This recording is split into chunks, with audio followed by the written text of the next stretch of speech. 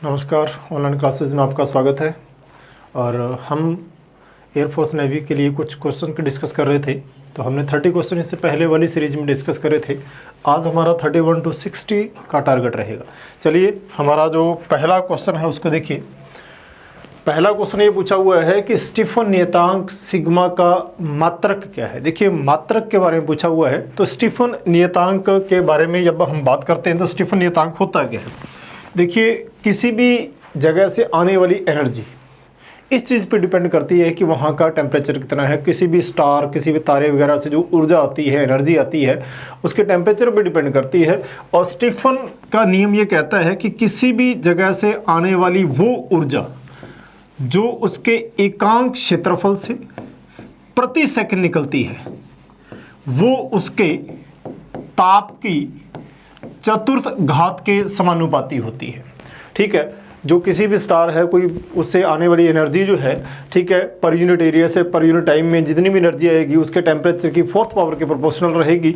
तो हमें ये पता है, इसको अपने शॉर्ट में E प्रोपोर्शनल टू T की पावर 4 भी लिख देते हैं। E बराबर कितना लिखा जाता है, सिग्मा T की पावर 4। तो यहाँ भी हम यही लिखेंगे। तो ऊर्जा बटे में क्षेत्रफल गुणा में समय, जिसे अपने पूरे रूप से E लिख देते हैं, बराबर एक कांस्टेंट सिग्मा T की पावर 4। चलिए, ऊर्जा किस में लिखी जाती है, जूल में, बटे में क्षेत्रफल हम जानते हैं मीटर स्क्वायर होता है, और समय जो है सेकंड बराबर सिग्मा इनटू केल्विन की पावर 4। ठीक, चलिए अब हमें पता लगना है सिग्मा क्या है। तो सिग्मा बराबर देखिए यहाँ आ जाएगा जूल बटे में मीटर स्क्वायर इनटू सेकंड। ये तो था ही था, ये केल्विन का और आ जाएगा बटे में केल्विन की पावर 4। ये आने के बाद देखिए, इसके बाद देखिए अगर मैं इसको देखूं जूल पर सेकंड, देखिए जूल पर सेकंड को हम वाट लिखते हैं। तो सिग्मा बराबर आ जाएगा वाट बटे में मीटर स्क्वायर इनटू केल्विन की पावर 4, या सिग्मा बराबर, ठीक है, वाट मीटर -2 केल्विन -4। तो ये सिग्मा का यूनिट आ गया। तो चेक करते हैं इसमें कौन सा है। तो option number C, watt metre -2 kelvin -4। तो हमारा जो ऑप्शन है यहाँ पर यूनिट जो आ गया है वो सिग्मा का जो हमारे पास है। कई बार प्रश्नों में इसकी विमा भी पूछी जा सकती है। तो फिलहाल हमें इसका मात्रक पूछा था, मात्रक हमने निकाल लिया है। आगे चलते हैं। देखिए, आगे हमसे पूछा हुआ है व्यतिकरण के बारे में।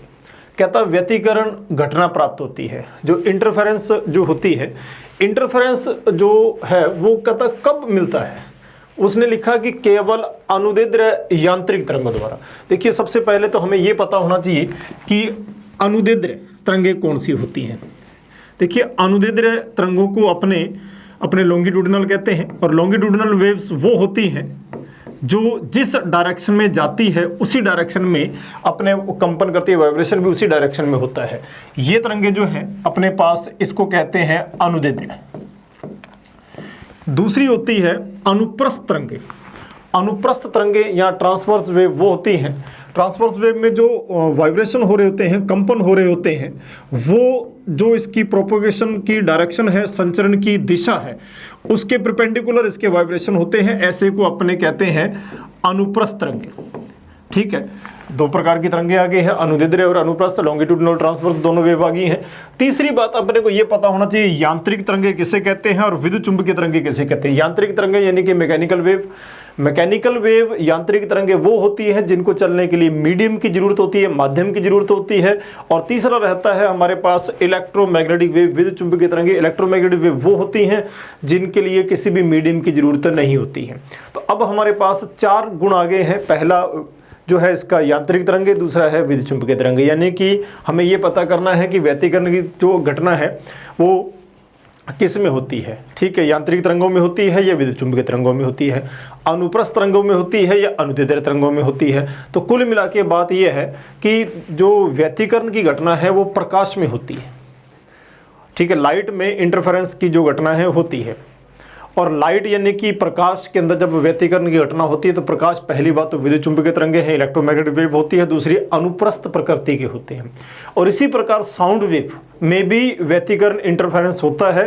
जो ध्वनि तरंगे होती हैं वो पहली बात तो मैकेनिकल वेव यानी कि यांत्रिक तरंगे होती हैं, दूसरी लॉन्गिट्यूडनल यानी कि अनुदैर्ध्य होती है। यानी कि हमने ये देखा कि अगर देखा जाए प्रकाश अनुप्रस्थ होता है और साथ साथ जो है वो विद्युत चुंबकीय तरंगे होता है। ध्वनि तरंगे अनुदैर्ध्य होती हैं, साथ साथ यांत्रिक तरंगे भी होती है और इन सब में ही व्यतिकरण पाया जाता है। इसका मतलब व्यतिकरण जो है किस में पाया जाता है, तो हमें यह पता करना है कि व्यतिकरण किस में पाया जाता है। तो व्यतिकरण देखिए अनुदैर्ध्य यांत्रिक तरंगों में भी होता है, अनुप्रस्थ यांत्रिक तरंगों में भी होता है, विद्युत चुंबकीय तरंगों में भी होता है। ठीक है, इसका मतलब व्यतिकरण जो है वो सभी प्रकार की घटनाओं में पाया जाता है। तो सभी प्रकार की तरंगों के लिए व्यतिकरण लागू होता है। जब एक इलेक्ट्रॉन का वेग बढ़ता है तो उसके लिए विशिष्ट आवेश का मान क्या होता है। देखिए जो विशिष्ट आवेश है उसका, ठीक है, वो क्या होता है, उसकी वैल्यू होती है Q/m। Q/m को अपने बोलते हैं इसका विशिष्ट आवेश। और विशिष्ट आवेश जो होता है वो चार्ज की वेलोसिटी पर डिपेंड नहीं करता, आवेग पर निर्भर नहीं करता। इसने कहा है वेग बढ़ता है तो चार्ज अपरिवर्तित ही रहता है, चार्ज इस पर डिपेंड नहीं करता है। तो हमने ये देखा। उसके बाद चलते हैं क्वेश्चन नंबर अपना 34। सरल आवर्त गति करते हुए कण का आवर्तकाल t है, यानी कि अपने को उसका आवर्तकाल दे रखा है। ठीक है, पीरियोडिक टाइम दे रखा है, सिंपल हार्मोनिक मोशन कर रहा हुआ पार्टिकल है और सिंपल हार्मोनिक मोशन करते हुए पार्टिकल का जो टाइम पीरियड है वो t दे रखा है और उसका जो आयाम है, ठीक है, यहाँ छपा हुआ नहीं है, मान लो a मान लेते हैं, a है, तो उसका जो एम्पलीट्यूड दे रखा है वो a है। माध्य की स्थिति से a/√2 मीटर की दूरी पर पहुंचने पर लिया गया न्यूनतम समय कितना है। देखिए उसका जो माध्य स्थिति है, ठीक है, इक्विलिब्रियम कंडीशन है, वहाँ से a/√2 डिस्टेंस तक जाने के लिए कितना टाइम लगेगा वो टाइम पूछा हुआ है। तो समीकरण होती है y बराबर a sine of omega t. देखिए y इसने पूछा है, y कितना दिया है अपने को, कितना डिस्टेंस जाना है, a/√2 बराबर a sine of omega t. देखिए a से a कैंसिल आउट हो जाएगा तो omega t is equal to sine inverse 1/√2। Omega t को लिखा जा सकता है 2π/T into small t. Sine inverse 1/2 का मान होता है π/4। ठीक है, पाई से पाई कैंसिल आउट हो गया, 2 जाके नीचे मल्टीप्लाई हो जाएगा, तो यहाँ से मैं t बराबर निकलेगा t/8। तो इसके लिए लगा हुआ जो टाइम है वो कितना होता है, t/8 टाइम हमारे पास आ जाएगा। तो इस प्रकार से हम इसका मान निकाल सकते हैं कि कितना यहाँ तक टाइम लगेगा। चलिए आगे बढ़ते हैं। एक तार की प्रतिरोधकता देखिए रेजिस्टेंस नहीं लिखा, प्रतिरोध नहीं लिखा, प्रतिरोधकता है, रेसिस्टिविटी के बारे में बात कर रहे हैं। और प्रतिरोधकता या रेसिस्टिविटी की जब बात की जाएगी तो तार की प्रतिरोधकता तार की लेंथ पर, चलिए मैं पहले बात करता हूँ रेजिस्टेंस किन किन चीज़ों पर डिपेंड करता है। L/A प्रतिरोध लंबाई और अनुप्रस्थ काट पर डिपेंड करता है। ठीक है, R is equal to ρL/A। देखिए रो यहाँ पर एक कांस्टेंट आता है जो ना तो R पे डिपेंड करता है, ना A पे डिपेंड करता है, ना L पे डिपेंड करता है, क्योंकि इन तीनों को जो टर्म्स है, ये तीनों अपने जो मान है इनके बीच में एज ए कांस्टेंट आ रहा है ये। और कांस्टेंट का मतलब है कि उन पे वो डिपेंड नहीं करता। इसका मतलब हमें प्रतिरोधक या रेसिस्टिविटी के बारे में, रो के बारे में बात करते हैं तो रो जो है वो कहता है किस पे डिपेंड करता है, तार की लेंथ पर नहीं।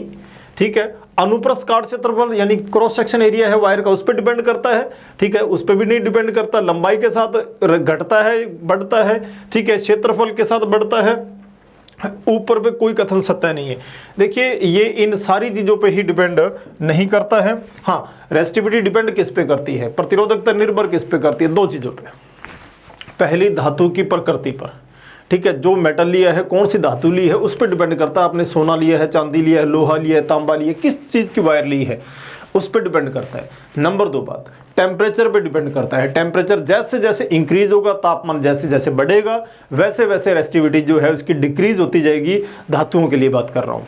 तो ये हमारे पास मान आ गया था। चलिए क्वेश्चन नंबर 36। m द्रव्यमान का एक पिंड r त्रिज्या की वृत्ताकार जो है अचर वेग v से गति कर रहा है। लीजिए m द्रव्यमान का कोई पार्टिकल है, ये v वेलोसिटी से गति कर रहा है, ठीक है। और केंद्र की ओर लगने वाला बल जो है, इस तरफ लगने वाला बल वो mv स्क्वायर अपॉन r है। सेंटर की ओर लगने वाला जो फोर्स है, ठीक है, उसके बारे में सेंट्रीपिटल फोर्स और सेंट्रीफ्यूगल फोर्स दोनों लगते हैं, एक अंदर की ओर एक बाहर की ओर, ठीक है। लेकिन वो जो दोनों फोर्स लगते हैं वो इसकी वेलोसिटी के परपेंडिकुलर होते हैं। हाँ जी, तो ये क्या कह रहा है, वृत्त की आधी परिधि तक घुमाने में किया गया कार्य कितना होगा, यहाँ तक पूछा है। देखिए यहाँ तक चाहे जाए, लेकिन जो बल है वो फोर्स जो है वो वेग या डिस्प्लेसमेंट विस्थापन की दिशा के लंबवत है। तो यहाँ पर अगर वेग इस तरफ है तो विस्थापन भी इस तरफ होगा। डिस्प्लेसमेंट और फोर्स दोनों एक दूसरे के परपेंडिकुलर हैं, तो इनके बीच बनने वाला एंगल कितना आ जाएगा, 90 डिग्री। और वर्क जो होता है F डॉट डी होता है, या W बराबर एफ डी कॉसिटा। कॉसिटा का मतलब 90, तो किया गया कार्य 0। देखिए जब बल और विस्थापन एक दूसरे के लंबवत होते हैं तो किया गया कार्य हमेशा ही 0 होता है। तो यहाँ जो हमारा वर्क है वो कितना रहेगा, 0 रहेगा। तो ये क्वेश्चन नंबर कौन सा आ गया हमारे पास, 36 क्वेश्चन आ गया है। चलिए आगे बढ़ते हैं। 8 सेंटीमीटर भुजा के एक वर्ग के कोनों पर, एक हमारे पास, ठीक है, वर्ग है, उसके स्क्वायर स्ट्रक्चर पे है, उसके चारों जो कॉर्नर है उनके ऊपर कोई चार्ज रखा हुआ है 10/3 × 10⁻³ कूलाम, ठीक है। देखिए ये कूलाम है, यानी कि ये ऐसा यूनिट दे रखी है, और 8 सेंटीमीटर दे रखा है, तो इसका मतलब ये CGS यूनिट दे रखा है। इसका मतलब दोनों को पहली बात तो कन्वर्ट करना पड़ेगा CGS को। फिर कह रहा है कि विकिरणों के प्रतिशती बिंदु पर विभव कितना होगा, तो हमें इसके लिए विभव का मान चाहिए होगा कि कितना होगा। देखिए हमें सबसे पहले तो एक वर्ग दे रखा है, ये देखो इस टाइप की स्ट्रक्चर दे रखी है, ठीक है। फिर क्या कह रहा है कि इसके चारों कोनों पर आवेश रखे हुए, एक यहां रख दिया मैंने, एक यहां रख दिया, और एक यहां रख दिया, और एक यहां रख दिया, ठीक। अब ये कितना दे रखा है, 8 सेंटीमीटर, ये भी 8 सेंटीमीटर, और ये भी 8 सेंटीमीटर, और ये भी 8 सेंटीमीटर, और ये मान लो सारे ही क्यू चार्ज रखे हुए हैं, ठीक है। अब वो कह रहा है कि इसके जो विकिरण है, एक ये विकिरण आ गया, एक ये विकिरण आ गया। यदि ये 8 सेंटीमीटर है, ये 8 सेंटीमीटर, तो सारा कितना होगा, 8√2, और ये आ जाएगा 4√2, तो ये 4√2, ये भी 4√2 आ जाएगा, और ये भी 4√2 आ जाएगा। अब इन सारों के कारण सेंटर पर विभव पूछा है, तो केंद्र पर कुल विभव का मान होगा V बराबर V1 + V2 + V3 + V4। पहले का पोटेंशियल, दूसरे का पोटेंशियल, तीसरे का विभव, चौथे का विभव, सभी का विभव या पोटेंशियल आ जाएगा सेंटर पर। चलिए V बराबर, देखिए सारे चार्ज बराबर है, सभी के लिए डिस्टेंस बराबर है, इसलिए सबको 4V1 लिख देता हूं। तो V बराबर 4V1 का मान कितना होता है, KQ/R। तो V बराबर 4, K का मान 9 × 10⁻⁹। अच्छा Q का मान अभी दे रखा था 10/3 × 10⁻⁻9 बटे में। अच्छा R का मान कितना है, 4√2 × 10⁻⁻2, इसलिए लगाया है क्योंकि ये सेंटीमीटर में था, इसको मैंने मीटर में कन्वर्ट कर लिया, ठीक है। सबसे पहले तो हमें 4 से 4 काट दिया, ठीक है, ये इससे कट गया कितने पर, 3 पर। तो V बराबर, ऊपर जरा देखिए -9 +9 खत्म हो गया, ऊपर तो बच गया सिर्फ 30, बटे में बच जाएगा √2 गुणा 10⁻², ठीक है। और 30 को लिखा जा सकता है 15√2 × 10⁻², तो V बराबर 1500√2 वोल्ट। तो हमारे पास जो आंसर आएगा वो 1500√2 के बराबर आएगा। तो ये हमारे पास कौन सा आ गया, बी ऑप्शन आ गया, इसका 1500√2 वोल्ट आ गया। तो ये क्वेश्चन नंबर 37 था। विभव जो है वो सीधा जोड़ दिया जाता है, क्योंकि विभव एक अदिश राशि होती है, इसलिए इसकी वो डायरेक्शन तो लेनी नहीं होती, सीधा जोड़ते जाओ, कुछ स्पेशल डायरेक्शन के बारे में देखने की जरूरत है नहीं अपने को। आगे बढ़ते हैं। अधिकतम स्थैतिक घर्षण बल का मान। देखिए, अधिकतम स्थैतिक घर्षण बल को बोलते हैं सीमांत घर्षण बल। कहता सीमांत घर्षण बल स्पर्शी सतहों के क्षेत्रफल को दुगना होता है, क्षेत्रफल पर निर्भर नहीं करता, स्पर्शी क्षेत्रफल के बराबर होता है। देखिए, सीमांत घर्षण बल के बारे में बात करते हैं, F प्रोपोर्शनल टू क्या होता है, R, या F बराबर क्या होता है, म्यू, ठीक है, या F बराबर म्यू, R का मान क्या होता है, mg। अब जरा देखिए, द्रव्यमान तो वैसे फिक्स होता है, g का मान जो है वो भी फिक्स है, रहेगी बात म्यू। अब रहेगी बात म्यू होता है घर्षण गुणांक। अब ये कहता है कि घर्षण बल के बारे में पूछा है, तो घर्षण बल किन पे निर्भर करता है। देखिए, घर्षण बल डिपेंड एरिया पर डिपेंड करेगा, फ्रिक्शन जो है, फ्रिक्शनल फोर्स जो है वो एरिया पे डिपेंड करता है, सरफेस एरिया पे, ये घर्षण बल पे निर्भर करता है कि नहीं करता, ये देखा अपने को। देखिए, यहाँ पर बात आती है म्यू की। म्यू जो है वो क्षेत्रफल पर निर्भर नहीं करता। हाँ, म्यू इस चीज़ पर निर्भर करता है कि उस क्षेत्रफल की प्रकृति कैसी है, यानी कि सतह गीली है, सूखी है, खुरदरी है, चिकनी है, इस चीज़ पे डिपेंड करता है म्यू, ठीक है। क्षेत्रफल कितना है इस पे डिपेंड नहीं करता। तो कुल मिला के ये स्पर्शी सतहों के क्षेत्रफल पर निर्भर नहीं करता है। अपने ये कहेंगे हाँ, क्षेत्रफल की प्रकृति पर निर्भर जरूर करता है, सूखा गीला होने पर म्यू की वैल्यू बदल जाती है। 39, जब एक 300 हर्ट्ज आवृत्ति की ध्वनि तरंग किसी माध्यम से गुजरती है, तो अधिकतम विस्थापन जो है, अधिकतम विस्थापन जो होता है, इसको कहते हैं अपने उसका एम्पलीट्यूड, यानी कि अपने को एक तो A का मान दे दिया है 0.1 सेंटीमीटर, ठीक है, और दूसरी अपने को फ्रीक्वेंसी दे दी है, N से बात कर लेते हैं, मान लो N से अपने लिख लेते हैं इसको, N बराबर कितना है 300 हर्ट्ज, ठीक है। तो कण का अधिकतम वेग क्या होगा, यानी कि वेलोसिटी के बारे में पूछा हुआ है, तो मैक्सिमम वेलोसिटी A मैक्सिमम बराबर होता है A ओमेगा। ये फॉर्मूला आपने देखा होगा आपने, ठीक है, अधिकतम वेग का फॉर्मूला यही होता है। और अधिकतम वेग के लिए वैसे तो पूरा समीकरण V बराबर क्या होता है, A omega cos of omega T होता है, ठीक है। और मैक्सिमम के लिए कॉस ऑफ ओमेगा टी का मान कितना मान लेते हैं 1, क्योंकि कॉस का मान अधिकतम 1 होता है, तो V मैक्सिमम A ओमेगा के बराबर होता है। V मैक्सिमम, देखिए A तो उसका आयाम है, ओमेगा को लिखा जा सकता है 2 पाई n, ठीक है, n होती है फ्रिक्वेंसी, आवर्ती, V मैक्सिमम बराबर A का मान कितना दे रखा है 0.1 गुणा में 2 गुणा में पाई इंटू n का मान कितना दे रखा है 300। देखिए, पॉइंट हटाएंगे 10 आएगा, वो इधर से कट जाएगा, तो यहाँ सिर्फ 30 बचेगा, 30 को 2 से गुणा करेंगे 60, और फिर पाई से मल्टीप्लाई करना है, तो V मैक्सिमम बराबर आ जाएगा 60 पाई। देखिए, यहाँ पर हमने ये सेंटीमीटर में ही लेके चल रहे हैं, तो इसलिए ये आंसर जो है सेंटीमीटर पर सेकेंड आ जाएगा, यानी कि CGS में आ जाएगा ये आंसर। तो हमारा जो आंसर आएगा 60 पाई सेंटीमीटर पर सेकंड आ जाएगा, यानी कि CGS में आ जाएगा। इसको अगर SI में दिया तो अपने SI में कन्वर्ट कर लेते इसमें। ये 39 क्वेश्चन के भाई वैल्यू आई है।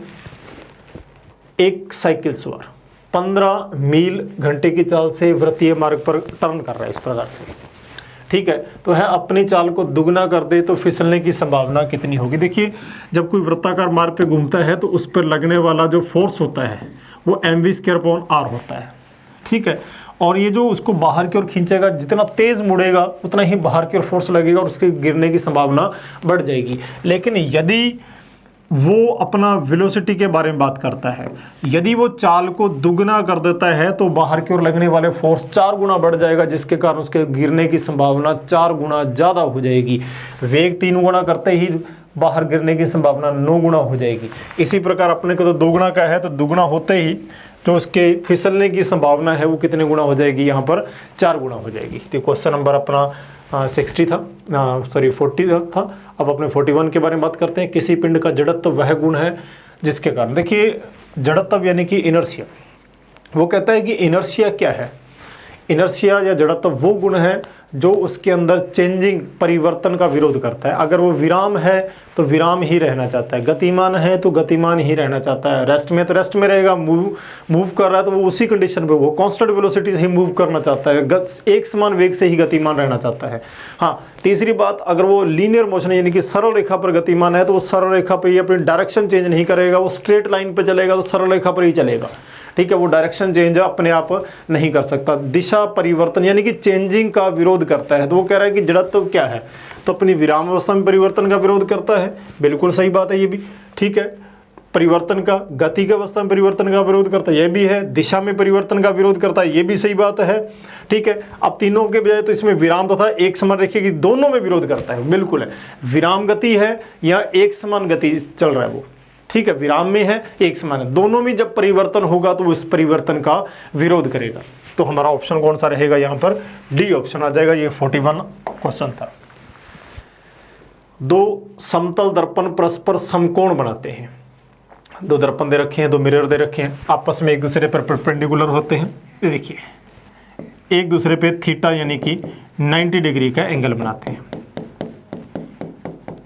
ठीक है, तो उसमें एक व्यक्ति दाहिने हाथ से अपने बाल को संवारता है, तो एक व्यक्ति अपने बालों को संवार रहा है और राइट हैंड यूज कर रहा है।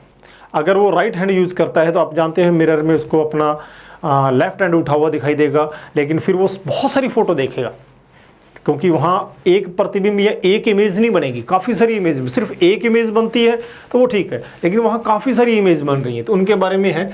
तो वो कह रहा है कि यहाँ पर कितने में वह अपना दाहिना हाथ ही प्रयोग करता दिखाई देगा। राइट हैंड उठा रहा है और उसे इमेज में भी राइट हैंड ही दिखना चाहिए। कितनी फोटो ऐसी दिखाई देगी?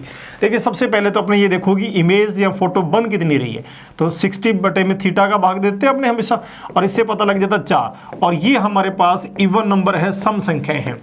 इसलिए सबसे पहले तो ये चेक करते हैं कि प्रतिबिंब कितने बनते हैं। तो प्रतिबिंब अगर इवन नंबर आ जाते हैं तो उसमें से एक घटा देते हैं, यानी कि 4 - 1 = 3। तो यहाँ पर जो हमारे पास प्रतिबिंब आएंगे, इमेज आएंगे, number of image is equal to 3, 3 प्रतिबिंब बनेंगे। ठीक है, अब हमें ये पता करना है कि वो सिर्फ राइट हैंड उठा रखा है, तो पहला प्रतिबिंब लेफ्ट का दिखाई देगा, फिर राइट का, फिर लेफ्ट का, फिर राइट का, ऐसे चलेगा अल्टरनेट का। तो ये अपने पास 3 प्रतिबिंब बन रहे हैं इसके पास, 1 1 1। ठीक है, उसने राइट हैंड उठाया तो पहले में वो लेफ्ट देखेगा, दूसरा प्रतिबिंब राइट देखेगा, फिर लेफ्ट देखेगा, फिर राइट, फिर लेफ्ट, फिर राइट, फिर लेफ्ट, ऐसे चलता रहेगा। तो फिलहाल उसने ये पूछा हुआ है कि उसे कितने राइट हैंड ही उठे दिखाई देंगे। उसने खुद का राइट उठा रखा है, लेकिन इमेज में भी राइट ही दिखने चाहिए उसे। तो देखते हैं कितने आएंगे। तो देखो, 3 में से हमारे पास ये है, एक ही मिला राइट वाला, तो इसमें एक राइट वाला उठे दिखाई देगा और 2 प्रतिबिंब से अपने लेफ्ट हैंड उठे हुए दिखाई देंगे। तो ये हमारे पास आंसर आ गया। हाँ जी, लक्स निम्न में से तुल्य है। देखिए, प्रदीपन तीव्रता जो होती है वो उसका मात्रक होता है लक्स। तो प्रदीपन जो तीव्रता है, प्रदीपन तीव्रता, देखिए प्रदीपन तीव्रता वो होती है जो किसी भी जगह से आने वाली ऊर्जा, जो इसके एकांक क्षेत्रफल से प्रति सेकंड आने वाली ऊर्जा होती है, उसे प्रदीपन तीव्रता लिखा जाता है, आई से लिखा जाता है। ठीक है, और इसको हम ऊर्जा बटे समय जो है, जो एक कुल प्रकाशीय ऊर्जा, कुल प्रकाशीय ऊर्जा कहते हैं। और इसे अपने एक साथ लिख सकते हैं, उसका जो ज्योति फ्लक्स के रूप में लिख सकते हैं। इसके लिए इसका मात्रक हो जाता है ल्यूमेन बटे में क्षेत्रफल का मात्रक मीटर स्क्वायर, और ल्यूमेन बटे में मीटर स्क्वायर इसको किस नाम से जानते हैं? लक्स कहते हैं। इसलिए एक लक्स किसे कहा जाता है? ये कहा जाता है एक ल्यूमेन बटे में मीटर स्क्वायर। एक ल्यूमेन बटे में मीटर स्क्वायर को लक्स के रूप में जाना जाता है, और प्रदीपन तीव्रता, ठीक है, या प्रदीप्ति घनत्व का ये मात्रक होता है। देखिए, इसके साथ साथ इसका मात्रक, ये जो मात्रक है ये किस में मात्रक होता है? ये एसआई में होता है। और यदि इसका सीजीएस मात्रक पूछा जाए तो इसका सीजीएस मात्रक क्या होता है? फोर्ट होता है। लक्स इसका एसआई मात्रक है, सीजीएस मात्रक इसका फोर्ट होता है, और एक जो है फोर्ट में 10⁴ लक्स होते हैं एक फोर्ट में। तो हमारा जो यहाँ तो सिर्फ इसने फोर्ट के बारे में नहीं पूछा है, यहाँ तो सिर्फ ये पूछा है लक्स किसके बराबर होता है, 1 ल्यूमेन बटे में सेंटीमीटर स्क्वायर। ठीक है, ये जो है ये तो किसके बराबर होता है, लक्स के, और ये वाला जो है ल्यूमेन बटे में सेंटीमीटर स्क्वायर, इसको किस नाम से जानते हैं, फोर्ट कहते हैं। और सेंटीमीटर को 10 की पावर -2, जब सेंटीमीटर की जगह -2 मीटर स्क्वायर का होल स्क्वायर करोगे तो अपने आप ही एक फोर्ट बराबर 10 की पावर 4 लक्स आ जाएगा। पृथ्वी से वायुमंडल संबंधित है। देखिए पृथ्वी के चारों तरफ एनवायरनमेंट क्यों है, वायुमंडल क्यों है, पृथ्वी की ग्रेविटी के कारण। ठीक है, गुरुत्वाकर्षण के कारण।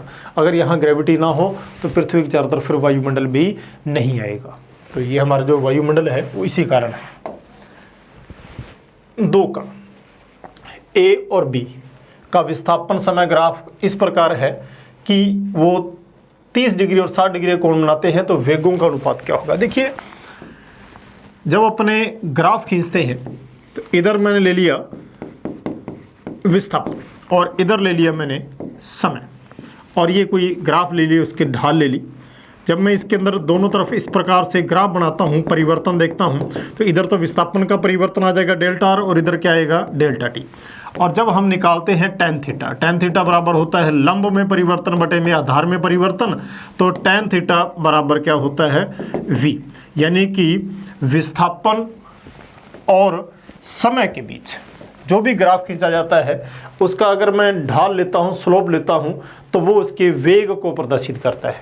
अब अपने को उसने ये कहा है कि θ1 बराबर तो 30 डिग्री है, और दूसरे के लिए वो एक और ग्राफ बनाया 60 डिग्री।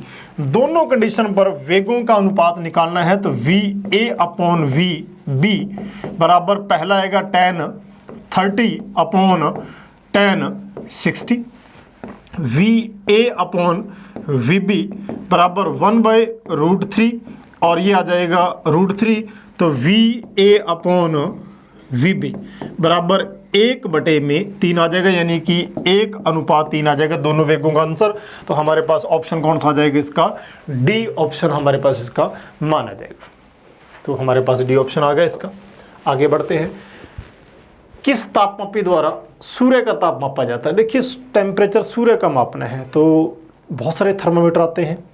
ठीक है, जैसे अपने सिंपल पारे वाला थर्मामीटर लेते हैं, तो पारे वाले थर्मामीटर की रेंज जो होती है वो आप जानते हैं -50 डिग्री सेल्सियस से लेकर 350 degree Celsius plus 350 degree Celsius तक होती है। ठीक है, अगर पारे के ऊपर नाइट्रोजन भर देते हैं तो माइनस जो है 50 डिग्री सेल्सियस से 550 डिग्री सेल्सियस प्लस तक वो टेम्परेचर मेज़र कर सकता है, लेकिन ये सारे नॉर्मल टेम्परेचर है। गैसों में नाइट्रोजन गैस जो है टेम्परेचर मेज़र करने के लिए यूज़ किया जाता है। ठीक है, और गैसों में अधिकतम टेम्परेचर जो है वो नाइट्रोजन द्वारा मापा जाता है और 1600 डिग्री सेल्सियस तक मापा जा सकता है। लेकिन जहाँ तक बात आती है सूर्य का टेम्परेचर, तो सूर्य का टेम्परेचर तो 1600 डिग्री नहीं, लगभग 6000 केल्विन डिग्री सेल्सियस, थोड़े फर्क है 273 का, तो उससे भी ज़्यादा टेम्परेचर में रहता है। और सूर्य का जो मध्य भाग है जिसे फोटोस्फीयर कहते हैं, उसका टेम्परेचर तो 10⁻7 केल्विन है। तो ये टेम्परेचर अपने ना तो कोई द्रव तापमापी द्वारा मापा जा सकता है, ना ही हम गैस तापमापी द्वारा इसके टेम्परेचर को मापते हैं। इसके टेम्परेचर को मापने के लिए स्टीफन के नियम का उपयोग किया जाता है, और इसके लिए जो उपकरण उपयोग लिया जाता है उसको पायरोमीटर कहा जाता है। तो यहाँ पर हम उच्च तापमान मापने के लिए पायरोमीटर है जो सिर्फ उच्च तापमान मापने के काम आता है। 800 डिग्री सेल्सियस से लगभग 6000 डिग्री सेल्सियस तक ये मापने के काम आता है। ठीक है, तो ये टेम्परेचर मापने का सबसे ज़्यादा टेम्परेचर उच्च तापमान मापने के लिए किसका उपयोग किया जाता है, हमारे पास पायरोमीटर का। धातु की 3 गेंदें जिनकी त्रिज्याएं समान है, किसी क्षैतिज तल पर एक दूसरे को स्पर्श करते हुए इस प्रकार रखी हुई है कि इनको केंद्रों को मिलाया जाए तो समबाहु त्रिभुज बनते हैं। देखिए तीनों का द्रव्यमान बराबर है और इस टाइप से रखा हुआ है। ठीक है, तो इनका द्रव्यमान केंद्र कहाँ होगा, तो इसके सेंटर ऑफ मास के बारे में पूछा है, तो सेंटर ऑफ मास तो भाई यहाँ होगा। ठीक है, कहता है क्षैतिज तल पर होगा किसी गेंद के एक केंद्र के किन्हीं 2 गेंदों को मिलाने वाली मध्यिकाओं के कटान बिंदु पर। तो ये जो बिंदु होता है तो इनकी मध्यिकाओं का सभी का क्या हो जाएगा, ये कटान बिंदु हो जाएगा यहाँ पर सभी का मध्यिकाओं। तो इस जगह पर क्या होगा, सेंटर ऑफ जो है मास होगा मध्यिकाओं कटान बिंदु पर होगा। तो ये हम पता कर लिया है। आगे बढ़ते हैं, हाइड्रोजन परमाणु की प्रथम से द्वितीय उत्तेजित अवस्था में ऊर्जा का अनुपात क्या होगा। देखिए हाइड्रोजन परमाणु की जहाँ तक बात आती है तो इस प्रकार से उसके एनर्जी लेवल है, ऊर्जा स्तर है। ठीक है, ये उसका नाभिक है, ये पहली कक्षा है 1, n बराबर 2, n बराबर 3, n बराबर 4 चलता जाएगा। प्रथम कक्षा, दूसरी कक्षा ये है। लेकिन इसने अपने को ऑर्बिट और कक्षा के बारे में नहीं पूछा। एनर्जी लेवल की जहाँ तक बात हो, फॉर्मूला होता है -13.6, ठीक है। तो Z² बाय n², यही होता है अपने पास फॉर्मूला किसी भी ऑर्बिट की, किसी भी कक्षा की ऊर्जा पता करनी हो। लेकिन इसने अपने को ऊर्जा नहीं मांगी, इसने कहा प्रथम उत्तेजन अवस्था और द्वितीय उत्तेजन अवस्था की ऊर्जाओं का अनुपात पूछा है। तो कुल मिला के बात ये कि अगर इलेक्ट्रॉन यहाँ से जंप करके यहाँ जाएगा, ठीक है, तो ये आ जाएगा उसकी प्रथम उत्तेजन अवस्था, और फिर यहाँ से यहाँ तक जाएगा तो ये आ जाएगा उसकी द्वितीय उत्तेजन अवस्था, ठीक है। अब रही बात, हमें दोनों ही कंडीशन पर इसकी पता करना है। तो प्रथम उत्तेजन अवस्था की यहाँ ऊर्जा की बात है, ई प्रथम उत्तेजन अवस्था जो है वो आएगी माइनस, हाइड्रोजन है तो Z का मान तो 1 होगा, बटे में कितने का आएगा 2 का स्क्वायर, और द्वितीय उत्तेजन अवस्था -13.6 बटे में 3 का स्क्वायर, और इन दोनों का अनुपात पूछा है ई प्रथम बटे में ई द्वितीय, ठीक है। तो जब अपने रेशो देंगे तो ऊपर चला जाएगा मान, तो कितना आएगा 9 बटे में 4, तो हमारा जो ऑप्शन रहेगा वो कितना रहेगा 9 बटे 4। उत्तेजन अवस्था के बारे में पूछा था। आगे बढ़ते हैं। M चुंबकीय आघूर्ण और स्मॉल m ध्रुव सामर्थ्य है कि चुंबक के 2 समान भागों को विभाजित किया, 2 भागों में तोड़ा जाता है। तो चुंबकीय आघूर्ण क्या होगा? देखिए हमसे ये कहा गया है कि ये एक अपने पास बार मैग्नेट यानी कि छड़ चुंबक है, यहाँ इसकी ध्रुव सामर्थ्य है, पोल स्ट्रेंथ कितनी m और -m, और इसका मैग्नेटिक मोमेंट यानी कि चुंबकीय आघूर्ण कितना होगा, एक ध्रुव इंटू दोनों ध्रुवों के बीच की दूरी 2l। ये जो दूरी है हम कितनी मान के चलते हैं, इसकी 2l है। अब वो प्रश्न में क्या कहता है कि इसको काट दो और 2 भागों में तोड़ दो, चाहे आप ऐसे काट दो चाहे आप ऐसे काट दो। चलिए मैंने यहाँ से इसको ऐसे कट लगा दिया। ऐसा करने से मेरे पास एक ये टुकड़ा बच गया m और -m। देखिए जब तक अनुप्रस्थ काट क्षेत्रफल नहीं कटता है ध्रुव सामर्थ्य नहीं बदलती। ध्रुव सामर्थ्य उसकी मोटाई पर निर्भर करती है, मोटाई आधी कर दोगे ध्रुव सामर्थ्य आधी हो जाती, मोटाई आपने नहीं बदली है ध्रुव सामर्थ्य नहीं बदलेगी, ठीक है। एक टुकड़ा ये आपका -m, ये आ गया m प्लस का आ गया। इन दोनों के बीच की दूरी 2l बटे में 2, क्योंकि पहले 2l थी अब 2l बटे में 2। एक टुकड़े के बारे में पूछा तो इसका आघूर्ण कितना हो गया m', एक ध्रुव इंटू दोनों ध्रुवों के बीच की दूरी कितनी है अब, क्यों 2l बटे 2।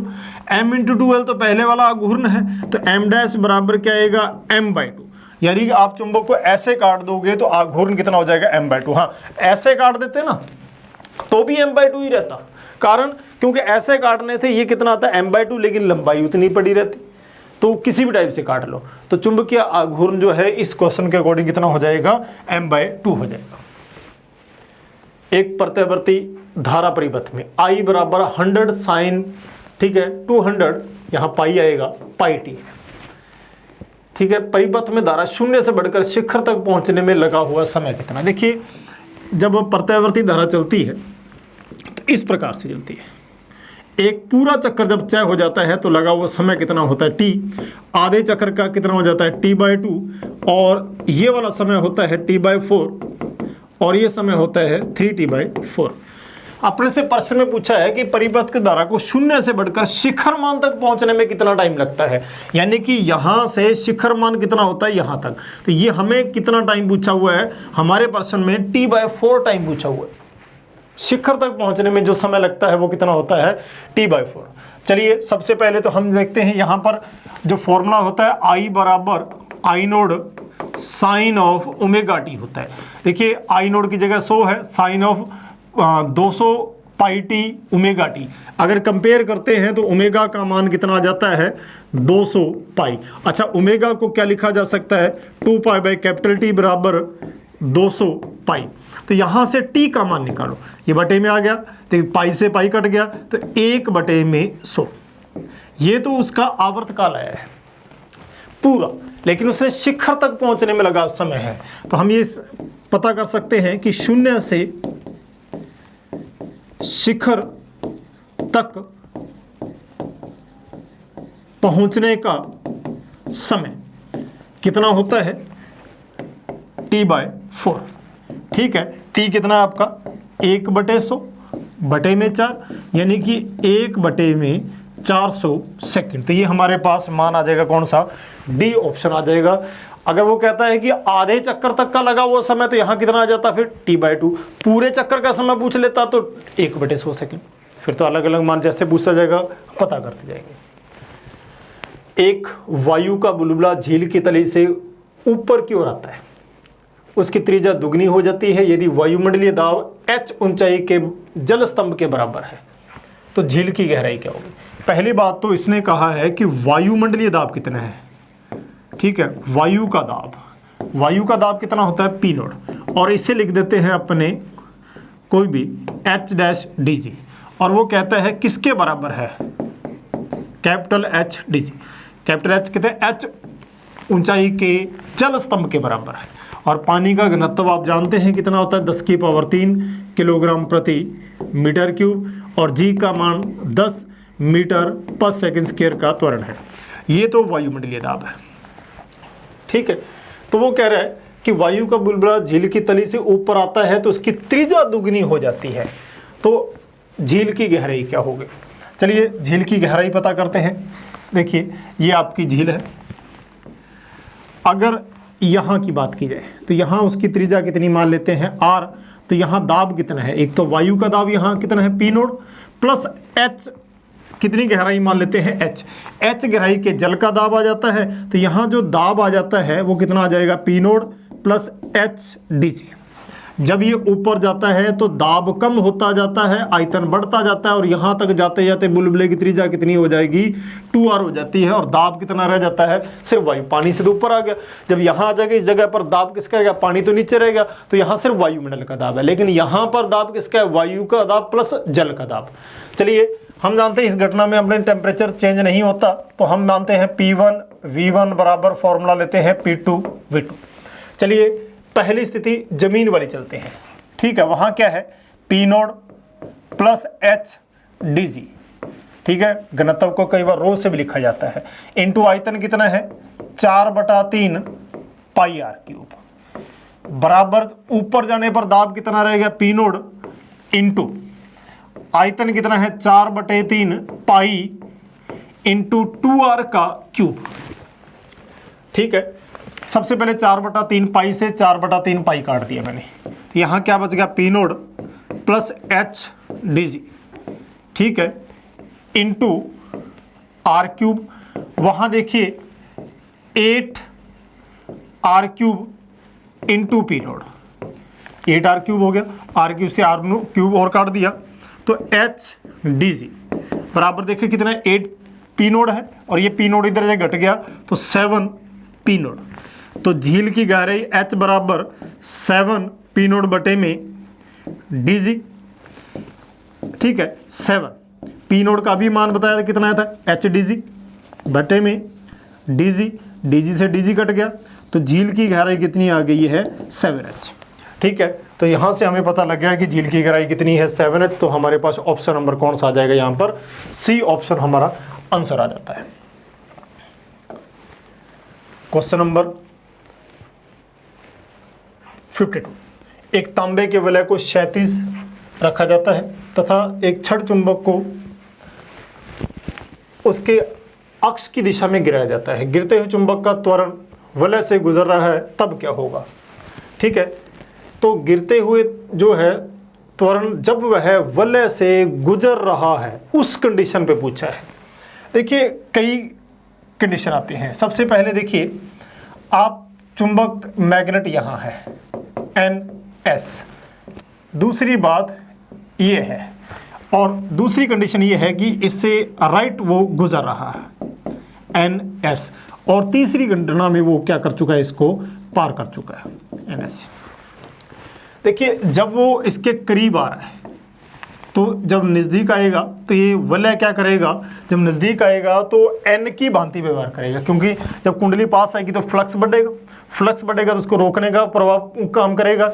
इसलिए जब ये ऊपर आएगा तो इसकी रफ्तार में थोड़ी कमी आएगी, तो यहाँ पर त्वरण किससे आ जाएगा, G से कम रहेगा। अगर वो उसके ऊपर गिर रहा है अभी ठीक है। अगर वो इसको पार कर जाता है, देखिए इससे दूर जाएगा, फ्लक्स में कमी आएगी।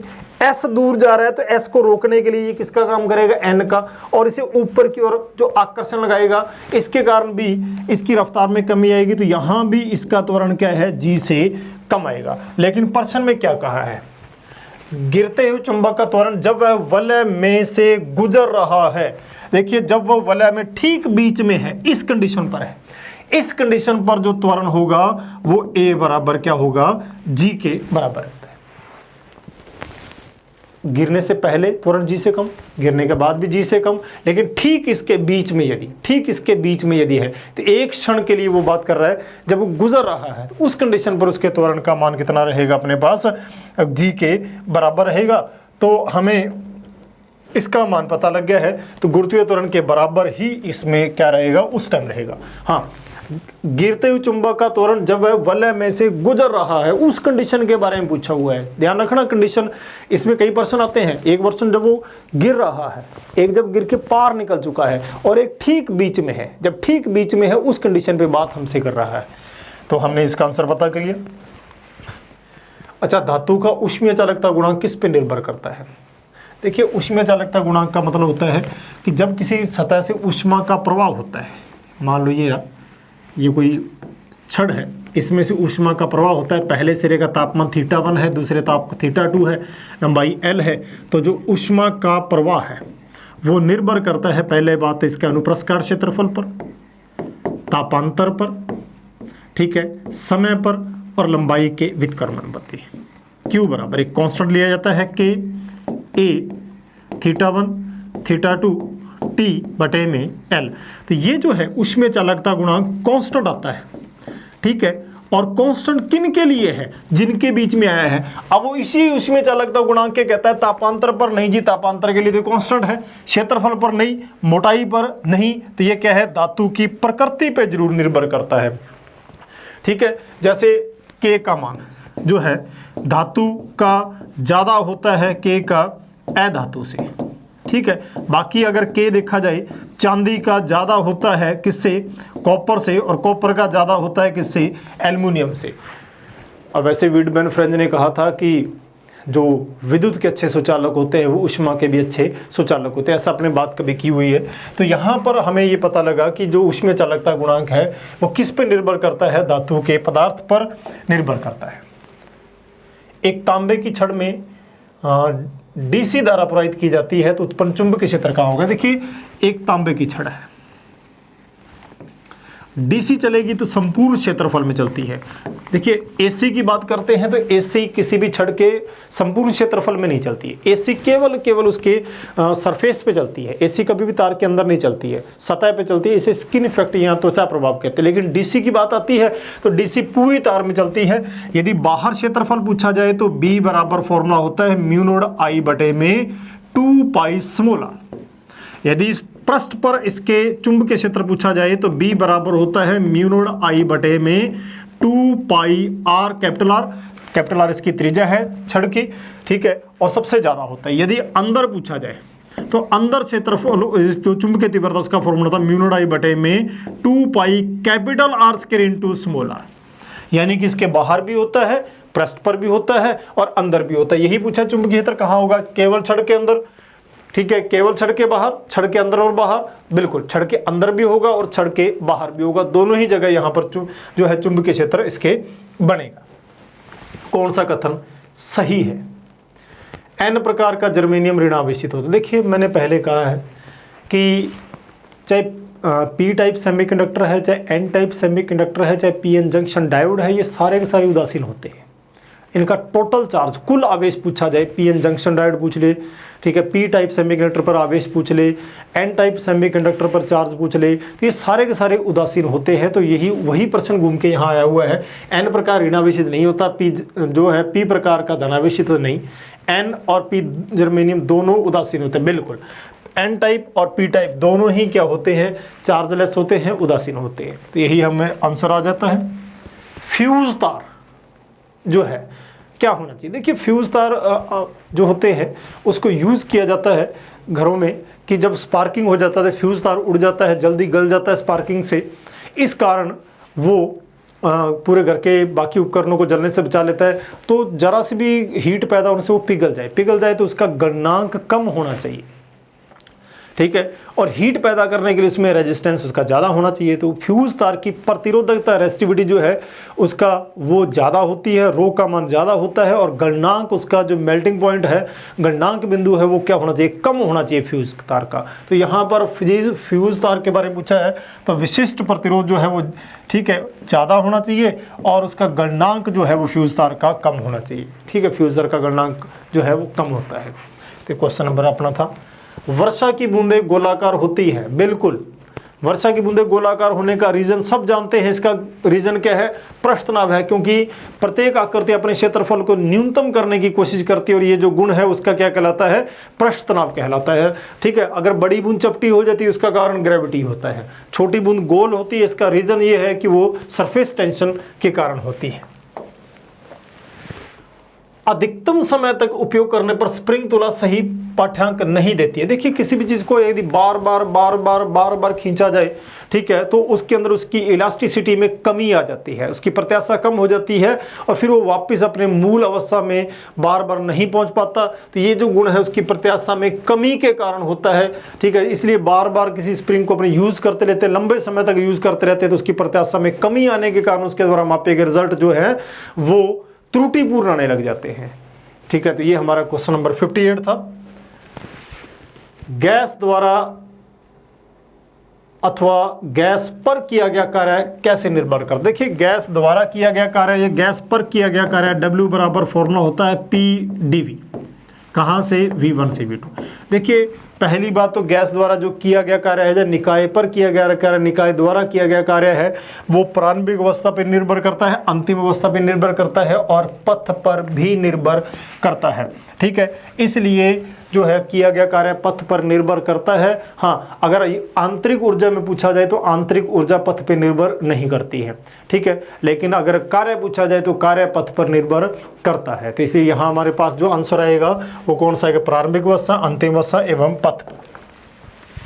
सार्वत्रिक गैस नियतांक का ऐसे पद्धति पे मात्रक पूछा। देखिए, गैस नियतांक हम जानते हैं फॉर्मूला क्या होता है, आदर्श गैस के लिए PV बराबर μRT, और जो R होता है उसे गैस नियतांक कहते हैं। तो R बराबर मान होता है PV बटे में μT, ठीक है इसका।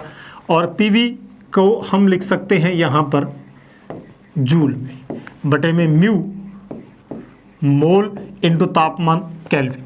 तो हमारे पास मान आ गया जूल, मोल -1, केल्विन -1। ये गैस नियतांक का मान आ जाता है, जिसका मान 8.31 होता है। तो जूल, मोल -1, केल्विन -1। तो ये हमारे पास क्वेश्चन नंबर कौन सा आ जाता है, 60 आ जाता है। तो मैंने आपसे कुछ क्वेश्चन जो है डिस्कस किए हैं। तो अभी तक हमने जो क्वेश्चन जो है वो पहले 1 से 30 डिस्कस किए थे, फिर दूसरे में 30 to 60 डिस्कस किए हैं, और ये क्रम अपने आगे भी चलाए रखेंगे। आशा आपको समझ आए होंगे। अगली सीरीज तक के लिए जय हिंद।